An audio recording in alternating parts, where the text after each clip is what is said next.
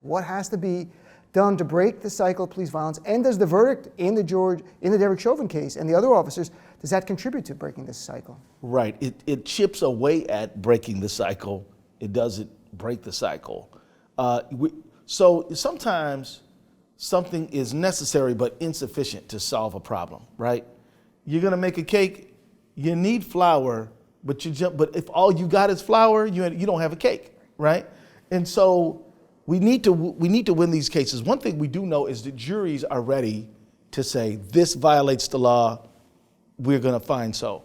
The federal case, which was sort of a parallel, which happened about a year later, we were doubtful as to whether or not a federal jury, which would be kind of like basically the southern half of the state of Minnesota, which would include rural areas and everything, well, they still came back with a guilty verdict, proving the juries are ready, but we need Congress to act. The George Floyd Justice and Policing Act is not passed yet. We have got to get this law passed.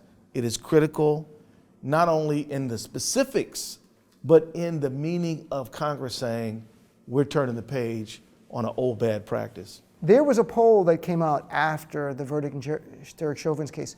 46% of Republicans thought it was the wrong verdict. 46%, almost 1 in 2 Republicans. Yeah. So if they can see the murder, the brutal, barbaric murder of George Floyd, and go, no, that cop shouldn't be charged, they're not open to any kind of criminal justice reform. So what do we do there?